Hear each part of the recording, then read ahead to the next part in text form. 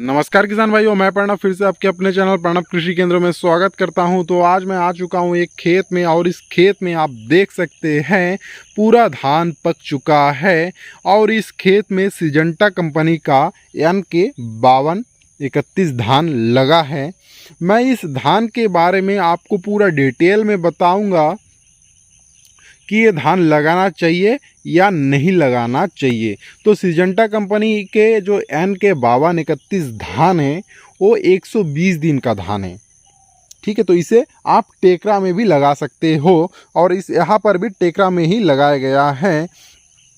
तो आप देख सकते हैं ये जो ज़मीन में सिजेंटा कंपनी का जो NK 5231 लगा है, इस ज़मीन का जो मिट्टी है रेतीली मिट्टी है। मैं आपको मिट्टी भी दिखा दे रहा हूँ। ये देखिए, ये जो मिट्टी है ये पूरा रेतीली मिट्टी है।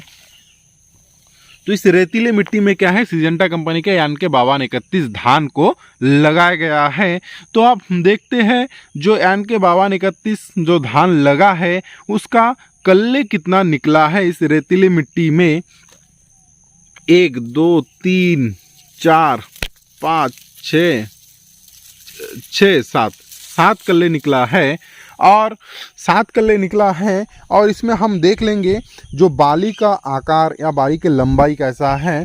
तो हम देख सकते हैं जो बाली भी काफ़ी ठीक ठाक ही है। इसमें एक प्रॉब्लम है, दाना बहुत ही काफ़ी मोटा है। आप देख सकते हैं दाना काफ़ी मोटा है। तो अगर हम मार्केट में बेचने जाएंगे तो पतले धान के हिसाब से कुछ पैसा हमें कम मिलेगा, लेकिन क्या है आपको वजन काफ़ी होगा इस धान में। आप देख सकते हैं इस धान में एक भी भूसा नहीं निकला है, एकदम आखिरी तक, पूरा आखिरी दाना तक क्या है पूरा चावल से भरा हुआ है। और देखिए ये तो इसी जो 7 कल्ले निकले हैं इसका एक ही हम लोग बाली को लिए हैं। हम देखते हैं कि इसके दूसरे बाली कैसा इसके बराबर निकला है कि इससे छोटा निकला है, इसके बारे में भी हम देखेंगे। तो देखें ये इसी पौधे का दूसरा बाली या दूसरे कल्ले में बाली निकला है। ये देखिए, मुझे लगता है इससे थोड़ा सा छोटा है, छोटा बाली निकला है, ये देखिए। और इसमें दाने की संख्या भी बहुत कम है, कम दिख रहा है, ये देखिए। और ये वाली और सेकंड और थर्ड वाला हम लोग ले लिए तो इसमें तो बाली ठीक ही है और दाना भी ठीक से भरा हुआ है। तो NK 5231 जो धान है वो 120 दिन का धान है और इसमें बीमारी भी बहुत कम लगा है। आप देख सकते हैं ये इसमें दो एक कंडुआ रोग दिखाई दे रहा है, लेकिन ऐसे में धान आपका काफ़ी ज़बरदस्त धान हुआ है।